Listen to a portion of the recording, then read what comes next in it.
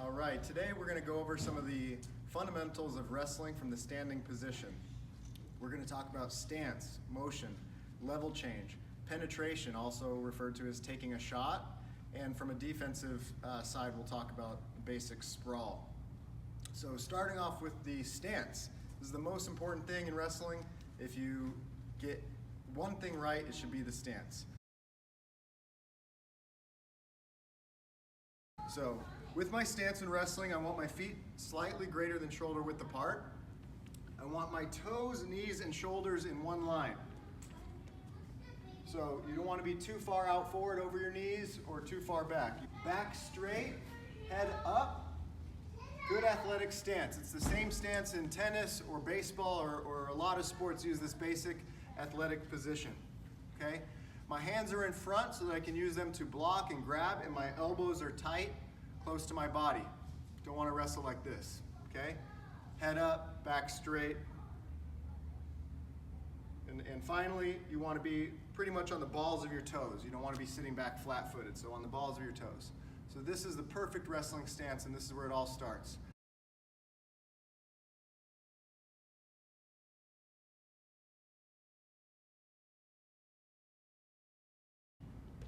One of the important things about motion in wrestling, we talk about how to move like a wrestler, is you never want to bring your feet too close together or cross your feet. So as I'm moving to the right, I'm going to move first with the leg on that side. Short, choppy steps. So it's a little bit of a different way of moving, right? A lot of us have seen this kind of side shuffle here. But every time I'm doing that, I'm bringing my feet together. That's not the way you want to move as a wrestler. Instead, I'm loading up. If I'm moving to the right, I'm loading up a little bit on my left leg so that I can reach with my right leg, and then I close that space with my left leg, maintaining good balance and good spacing between my legs. So again, I'm sliding like this. This is how a wrestler moves. Never bringing your feet too close together. You're always maintaining that good stance.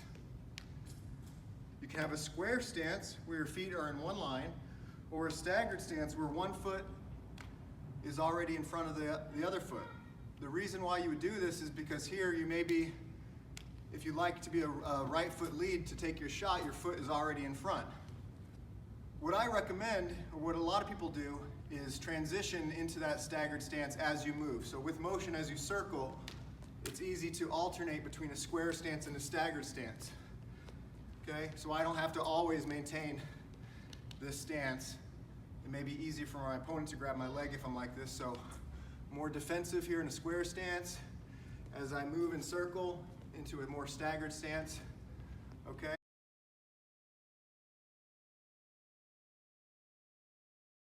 So this is the first drill we'll do today. This is a solo drill you can do by yourself. Is just working your stance in motion, okay? In the kids class, we'll always start with going around in a circle, practicing, not bringing our feet together.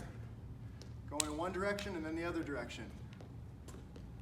Always moving the side you're going first and then closing the space without bringing your feet too close together. Okay? A little bit more advanced, you can start to freestyle. Move around, circling. You can incorporate your hands as if you're visualizing, moving your opponent, pushing and pulling. Okay, here. This is a great solo drill. If you can do this for 5 or 6 minutes, as you would in a real wrestling match, having to maintain your stance for an entire wrestling match, it's going to be very tiring, great workout for the legs. Okay, the next concept we're going to talk about is level change. Before I attack my opponent, I want to change my level. Level change means it's about a 6 to 12 inch drop from your normal wrestling stance height. So if I'm already in a good stance here, this is my wrestling stance, when I level change, you're going to see me drop another 6 to 12 inches. You notice as I do this, I like to bring my rear foot into its position where I'm ready to drive and explode into my shot. Okay, so that happens at the same time. As I'm level changing, I can load up to prepare for my explosive shot. So again, you want to see, already in a good stance, a 6 to 12 inch drop. This is what creates the illusion of speed. People who in wrestling seem very fast or very quick, it's usually because they have a good level change. It creates an element of surprise, because when you're accustomed to somebody wrestling here at this height, and then all of a sudden they're here, it seems like a quick motion. And look, I'm on my toe, I'm loaded up, and I'm ready to explode.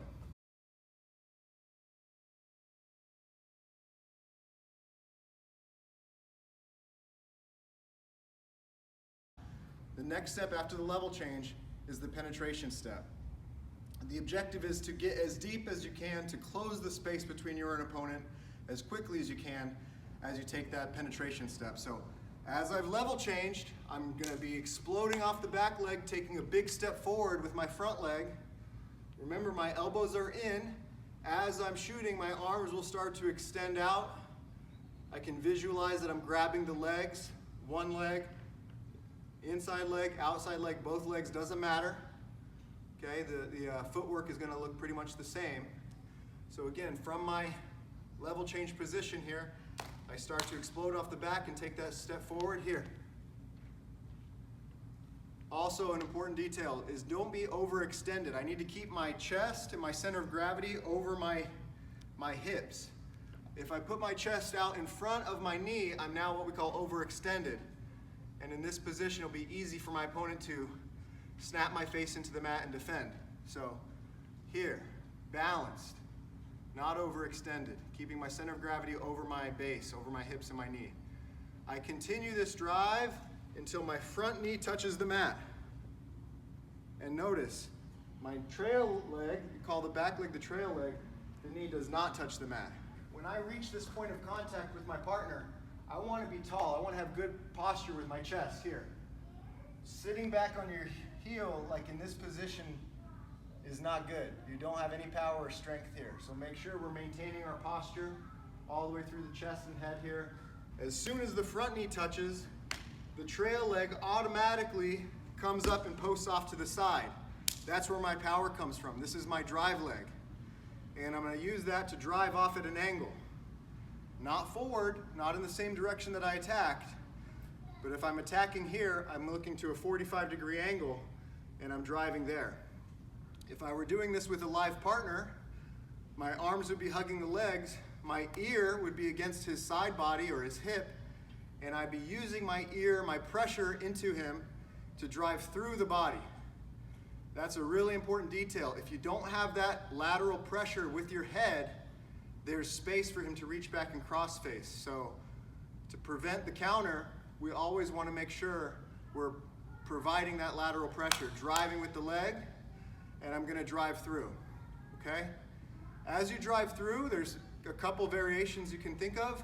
One is to finish from the knees, in which case this outside arm would be cupping at the knee to collapse the knee, and I'm basically just tipping my partner over. As I drive at the angle, laterally crashing, collapsing the knee and driving over.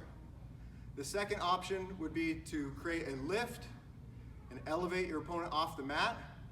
Still the same thing, I'm still driving at the angle, only this time instead of just tipping him over, as I drive, I use the resistance of his body to build up to my feet with the other leg, and I can finish high, here.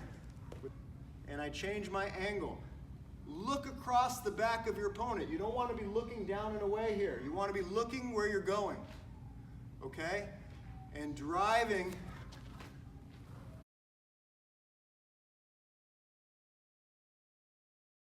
So let's do a drill now. Another great solo drill we can do here is called shooting a square. And this helps reinforce the idea that every time you shoot, you're turning the corner. We want to get in the habit of turning the corner. Very rarely will we be able to drive somebody straight back, but it's much easier to drive somebody sideways. We don't move well side to side. Back, I can sprawl, I can slide, but once somebody's turned the corner on me, it's very hard to defend. So every time we shoot, we're turning the corner. So that's what this drill helps to emphasize. This is what it looks like. 4 shots, each one is a 90-degree turn, and I'll wind up back in the same position that I started. Good stance, level change, penetration step. Front knee touches, trail leg comes up, and I drive. Now I'm facing this direction. Level change, penetration. Trail leg comes up, and I drive. Now here.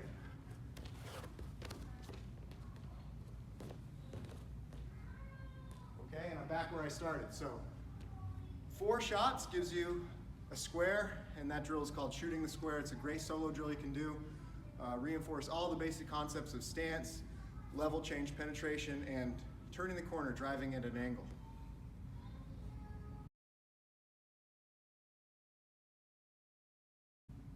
Okay, now I'm going to cover some of the basic concepts of defense in wrestling. So the first thing again is with my good stance. In order for my opponent to get to my legs, he has to pass several what we call layers of defense. The first layer is obviously my hands. So I can use my hands to post and block and defend my opponent who's trying to get to my legs, okay? But we spend a lot of time in wrestling working on setups and effective ways of getting past our opponent's hands. Arm drags, posts, snaps, there's a lot of things he can do to get my hands out of the way and have a better entry point to my legs. So the second layer of defense is my head. Even if I don't have any hands, if he's trying to get into my legs, I can use my head position to change my level and block my opponent using my head. We also have elbows. So if my hands are out of the way and he's past my head, I may still have a chance to use my elbows. That's why we talk about having elbows in close to our body as opposed to out here, because the elbows are another effective tool in here as part of my defense. The concept of the sprawl is really using your hips as that final layer of defense to block your opponent who's trying to get to your legs. So as my feet and legs go back, my hips go down. I'm thinking of closing this space right here, right? This is the space that he has to get into my legs. And as my hips come down to the mat, that space starts to close. So when you think about sprawl, thinking about blocking my opponent with my hips. Okay, a very common mistake for people who sprawl is to really do more of a jump where you're lifting your hips up and flaring your feet back. That actually gives my opponent a greater space to get in there toward my legs. So a better way to sprawl would be to just punch my hip down towards the mat as the feet go back. The more quickly you can get your hips to the mat, the more effective your sprawl will be. So again, let's look at the position here. My feet go back, my hip, I'm gonna pick a side. Really, usually my opponent is coming on one side or the other. Even on a double leg, if his head is on this side, that's the side that I'm really gonna wanna use my hip to block, face, okay? So if he's coming on this side, this is the hip that's gonna come down. If he's on this side, this is the hip that's gonna come down. Now notice, my hip is down. That leg is extended back with the laces down. My other leg is bent. Okay, toes in the mat. My arms are straight and my chest is high. And again, you can envision my opponent being in here trying to get to my legs. Obviously, if I were in this position, he would already have to be laying on his stomach, which is a bad position for him. Once I've stopped his motion and his attack, I'm immediately going to circle up towards the bent leg. And you can think about going into your own offense here and doing a go behind or just getting back to your feet. Here. Always, when you drill this, you want to work on coming back into your wrestling stance.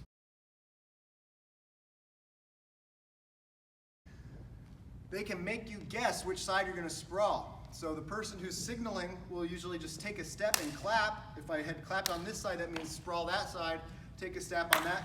Take a step and snap on that side would mean sprawl on this side. So I would be here in my wrestling stance, maybe doing a little motion footwork, stand ready, and then if my signal was to sprawl this side, boom, okay? Back into position. If the signal came on this side, boom, sprawl, circle up, work your stance, stay ready, sprawl, okay? So if you can do this kind of a drill for a minute or two, where somebody keeps on making you guess, 2 to the right, 1 to the left, back and forth, alternating. It's a great exercise and a good way to practice your sprawls. Okay, so now let's talk about using fakes to set your opponent up or get him out of position, because no matter how good our shot is, if your opponent is in a good position, he's ready, it's going to be really hard to be successful. So we want to use our motion, our fakes, our hand fighting to get our opponent out of position before we take a shot. And today I'm going to talk about how to make an effective fake that is so realistic that your opponent will react to it, and you can use that as an opportunity to set up your attack. Okay? So again, here I'm in my good stance. My normal shot, right, if I'm gonna actually shoot, it involves a few steps. Level change, penetration step, and reaching with the hands. All of those things are the keys to a good fake. I see a lot of people who fake maybe just with the foot or just with the arm. That's not gonna really sell your fake and make your opponent bite on it. So what we wanna do is we wanna do all of those things that we would do in a real shot, which is level change, penetration, bringing my chest forward. That's a big key in selling the fake and reaching. So here, okay? That's what's gonna really sell that fake. One thing you wanna make sure you can do with your legs as you're drilling and practicing this is you need to have the ability to change directions forward and back. Okay, so as you fake and you step, you're putting the brake on. You need to use that leg to bring yourself back out. Right? If it were a real shot, you would continue down to the knee. So you have to have tremendous leg strength to be able to put the brakes on your fake, to really sell it, really penetrate, and yet come back out, okay? So again, I'm in my stance, moving, okay? Maybe I'm snapping the head, using my hands, pulling, and then when I want to sell my fake, I change my level, penetrate, reach, but it's not a real shot. I come back. Okay, and as I come back, I can come right back to snap the head again, motion again, and that could be my real shot.